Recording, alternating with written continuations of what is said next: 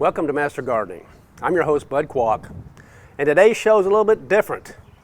It's floral arranging. No, floral design. And our designer today is somebody you all know. I'm not going to tell you who it is, so stay tuned. We'll be right back.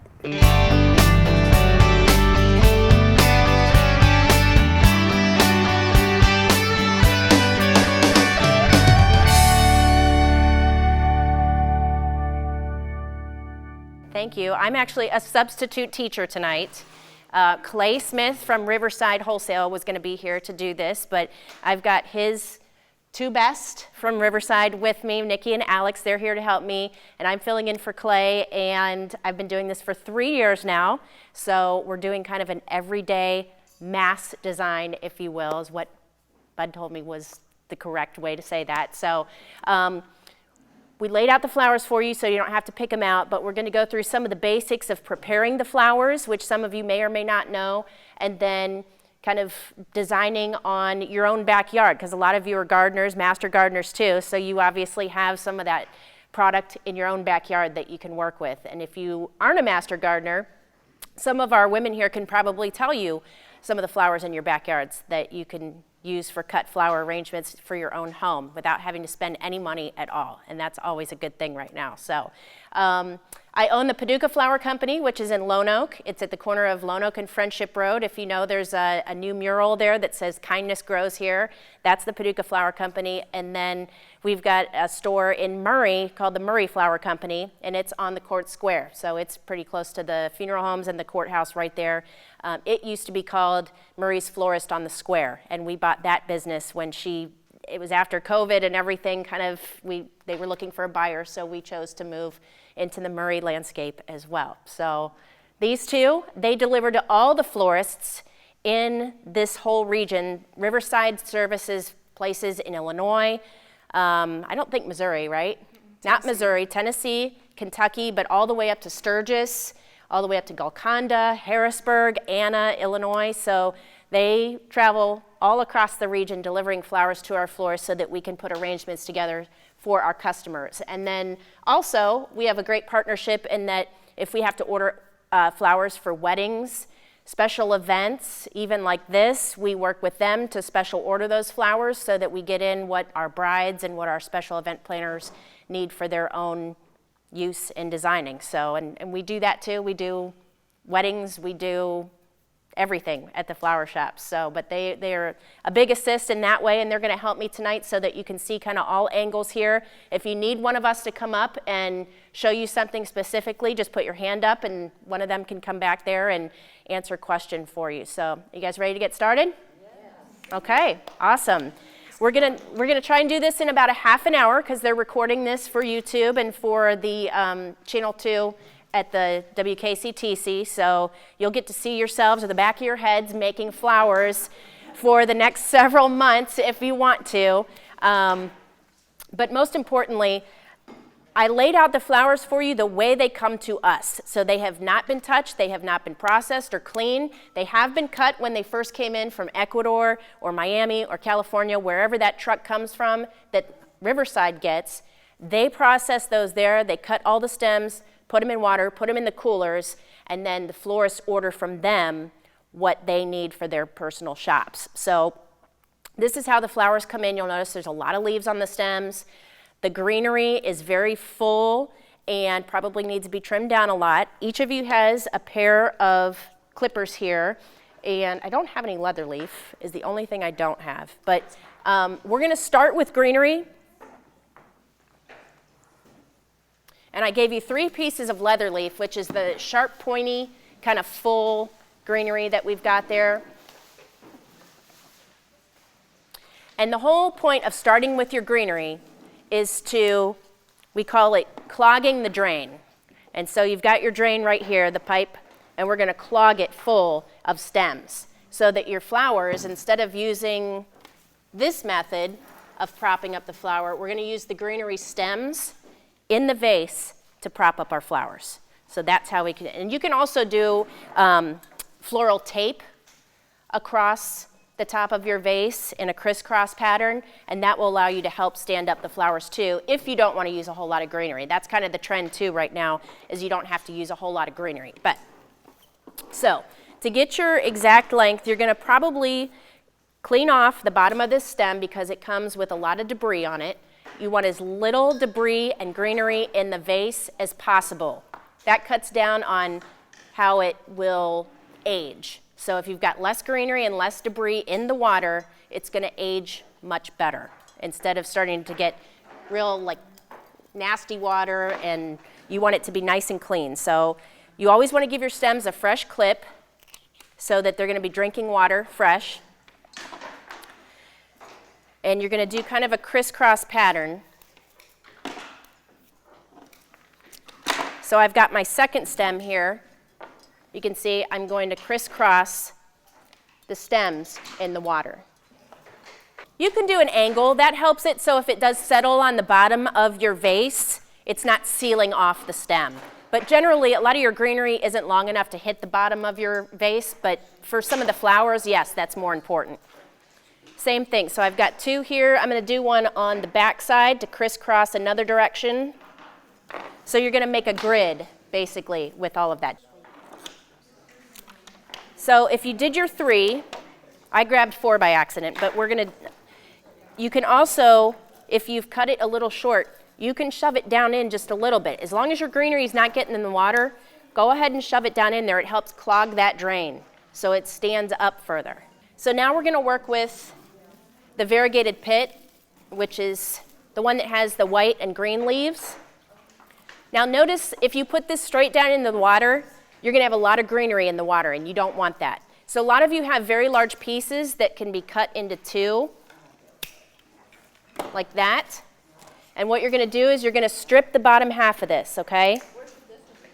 Here, I'm going to show that one because it's a nice big one. Yeah. All right, so she's got a very large piece, which you can work into several different pieces, or I see one in the back where she's used the entire thing. That's good too. You may want to clip the bottom of it so it sits a little bit lower in your vase. But you can clip at the bottom of these stems that branch out. Oh, I see, separate, okay. And then at the bottom of that, you're going to strip so that you have enough to get down in the water without putting greenery. Okay, I got that. Thank you. But you can do varying lengths. They don't have to be all the same length. Here's a special tip with that. If you're looking for something to get all the way down into the water and you have a really long stem, okay, so we've got a really long stem here, and you're not quite sure how much to cut off the bottom.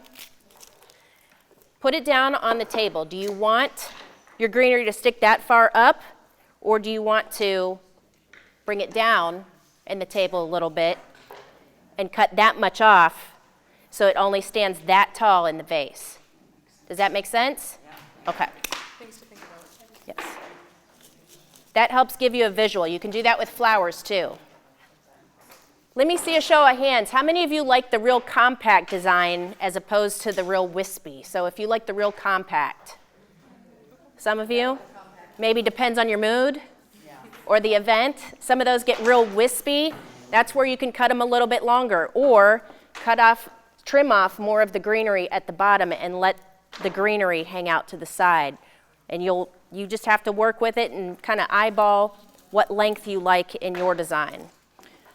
So I did it so that it pretty much gets to the bottom of my vase with this one because I had a very long piece, but as long as you're getting it in the water, that's good. And I noticed we didn't fill these all the way up to the top, not most of them anyway. I don't know if you guys did. But that way when you travel with them home, they're not spilling everywhere, but when you get home, fill them up more so that they'll have plenty of water. Is it always supposed to be warm water? You don't have to do warm water. Just regular water. The number one reason that your flowers die that you bring home is because they're not getting fresh water, or the bottom of the stem has closed up. So naturally, these flowers, after a couple days, the bottom of the stem will start to close up. So if you give them a fresh clip, every 2 days or so, they'll start drinking water fresh again. So that's a good time to refresh your water. Sometimes if you take the entire arrangement and just give it a clip and put it back down in the water, then you're not losing your design. Does that make sense? Yeah. But that's why a lot of flowers die, is because they're not getting fresh water. When you bring home grocery store flowers, a lot of times those employees don't know that you even have to cut it before they put it in the water for you to pick out of the bucket. So they die quickly because they're not getting fresh water. Very important when you're bringing those flowers home. No, I would say every couple of days. Yeah. If it's really hot or they're in kind of a stressful environment, then maybe a little more. But the winter time, the dry air will pull the water out of your vase and your flowers much faster. So you'll want to refill it more. Just keep an eye on it. But you don't have to change the water every other day. I would say every week. But just keep an eye on the level of the water. Okay. How are we coming along? It looks like a lot of you are getting this pretty easily. Show of hands, how many have done plenty of this before? Just so I have an idea. Okay. A couple of you, the master gardeners in the group are. And some of you that have never done anything like this before. Not really. Okay. Okay. Just bring them home to the store and put them in the water. I had never done floral design in a flower shop before owning my own shop. I had to teach myself, learn from others, and it has taken to this point to be comfortable to show you how to do it from my experiences. So, and everyone designs differently. You'll see boutique designs, which is a whole nother type of design. The master gardeners have their own. They actually have guidelines they go by. Bud can tell you there are guidelines that are national guidelines that they have to abide by when they design. And we have a couple of judges in the room that do that also for the master gardeners. So it's a very nice group of people here. But okay, so let's move on to the flowers. Do you feel like you're pretty good on the greenery right now? We're going to save the tree fern. We're going to save the tree fern, but if you already used it, that's okay. The tree fern is the real wispy. So at the end, we use this to fill in the holes, okay? For any holes or where you want to add some dimension to the sides or some length to the sides or in the middle, that's what we'll use that for at the end. But it's perfectly fine if you use it to start with, too. Okay.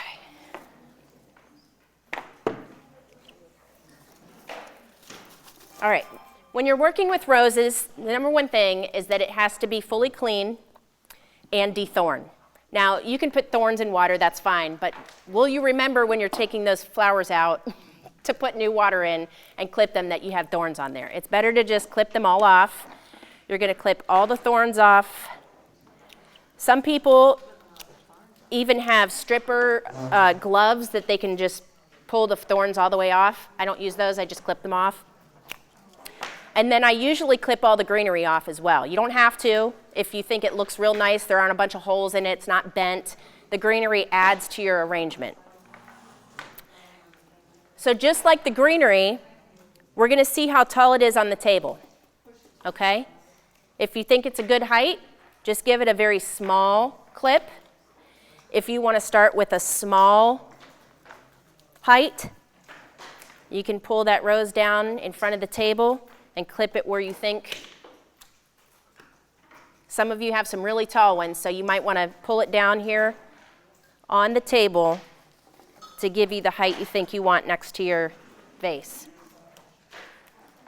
It's better to start with small clips and then work your way up if you have to. Also with roses, you'll notice there are some petals on the roses that don't look so nice. These are guard petals. They are there for a purpose because they keep them nice and tight until they're ready to be used in our arrangements. But you're going to go ahead and peel those off. And what that does, first, it cleans up the look. Second, it allows that flower to fully open once you get it in fresh water.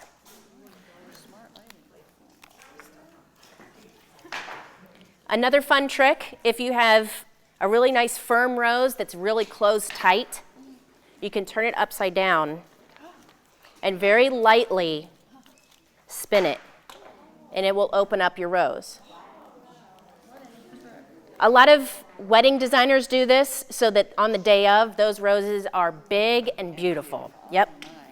And it allows that aroma to come out of the rose too. As you're probably, this.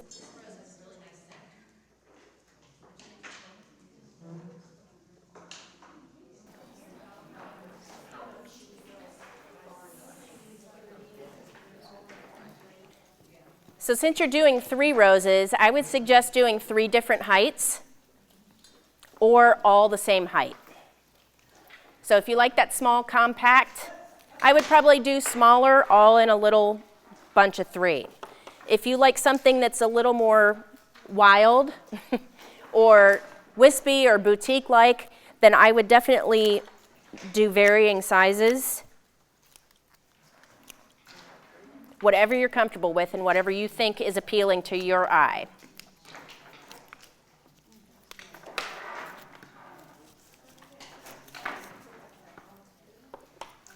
So on the outside, there's some smaller petals that are that don't look like the rest. They look a little worn and weathered. Those are guard petals. But this right here, I leave on? You can leave those on, yeah.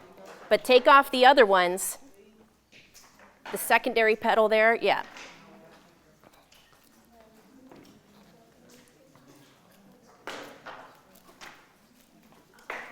Okay, so you will peel back.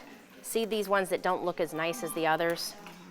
You'll peel these back, and that'll allow the whole flower to open then. Okay. There you I go. was wanting to have it sort of. Okay, I'm going to show you a little trick with the sunflowers.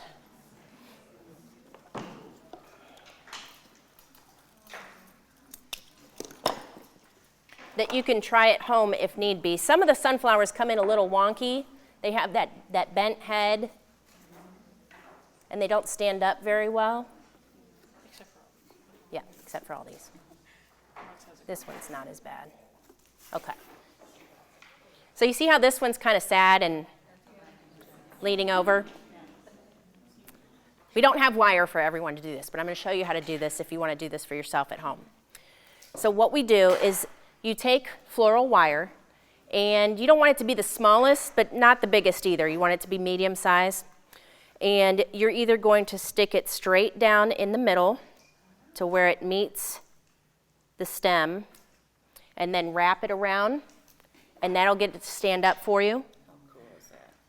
Or, this is how I prefer to do it. I stick it up through the bottom like that and wrap it around the same. There's really no difference. With a sunflower, the nice thing is with the floral wire, you'll never see it in the middle because the brown is hiding it. You can do the same thing with Gerber daisies. They have those big heads, but sometimes they just kind of look sad and bend over. You can do that, and look how happy it is now. Much happier standing up. Nice. And then you can do the same thing. Like the roses, you can do whatever height you want to fill in. Maybe you want to fill in between your roses. See what height that is on your,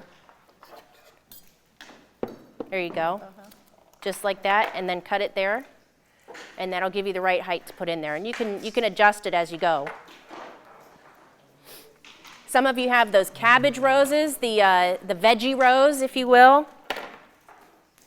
Riverside just started carrying those, and they've had those in since late spring, and we've used some of those in some really neat green and white designs, and so we brought some of those for you to use. They really do they do look like a vegetable. Yeah, the cabbage. So you can cut those the same way then as you did your other roses, if you choose to put them in there. You don't have to use all of it. Or anyone getting bit by those thorns yet? Every day they bite us at the shop, so.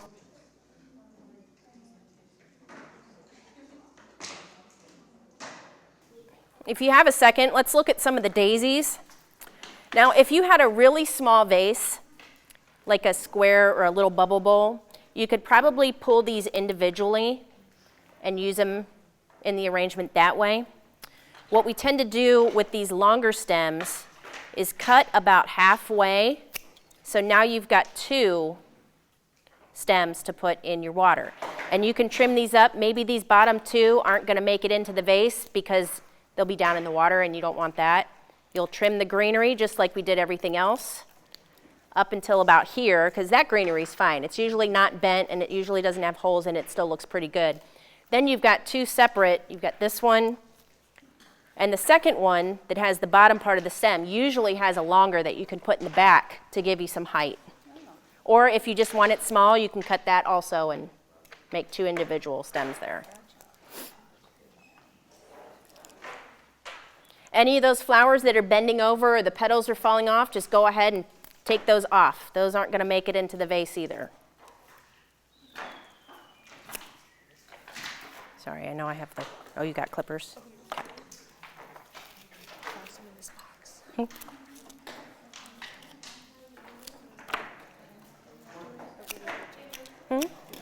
Oh, thank you.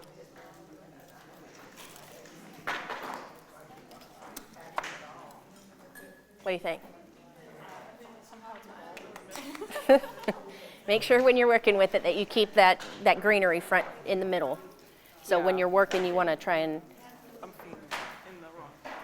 Nikki brings up a good point. This is sometimes something you have to work with because those stems shift when you're putting new flowers in.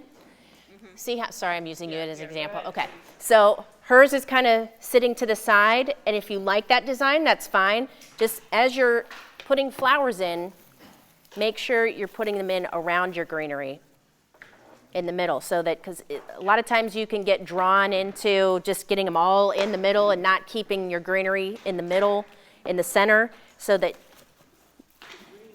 it helps fill in those holes.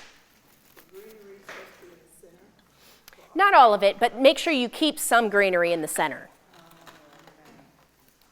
So that when you look through your arrangement, I shouldn't be able to see you guys when I look through the arrangement. That helps fill in some of that. Ah, yes. And if you get to the end and you've got some of those holes, you can still see through and you're like, well, I think it needs something here or there. That's where you pick up your tree fern and you start filling in where you might have a couple of holes. When it comes to, we use this a lot when we do a dozen roses because it adds texture.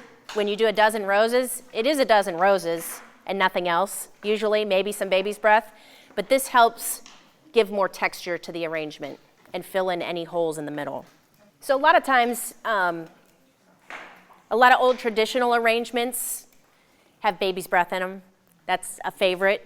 It's not my favorite, but it does have its purpose and it does fill in beautifully, especially if you've got white arrangements or garden type arrangements where you're using more like in the way of wildflowers. This is white caspia. It is similar to baby's breath in that it's a filler, but it doesn't have the little white balls on it. It's a little different texture, so I like using this. And it also doesn't become a focal point, where sometimes baby's breath can become a focal point if you use too much of it. It's also easier to work with than baby's breath, but some of you have this on your tables. I think our front row, we didn't have enough to get to the front row, but this can fill in at the end. A lot of times it's good to fill out to the sides so that you're getting some length out the sides. You can use some of that there. But so far, everything is looking really nice.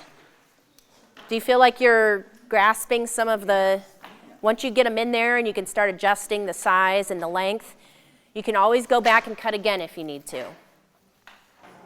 Some of you have carnations too. I didn't have enough to do carnations up here up front, but same thing, they're a nice filler flower. They're smaller, just gives you a little different dimension. One thing I like to do with my arrangements is I typically finish them off with a bow at the shop. People like the, just wrapped up real nicely like a little present with a bow. Easily what you can find is some, this is raffia, or you can get even some twine, some loose cotton or linen, and tie it around your vase, and that is a nice way to easily and not very expensive burlap, tie it around your vase to finish it off, or it's always good as it is. At the shop, sort of the tricks of the trade, We also put flower food in our arrangements before they go out, so we do that. And then we also spray them with a preservative so it locks that moisture in.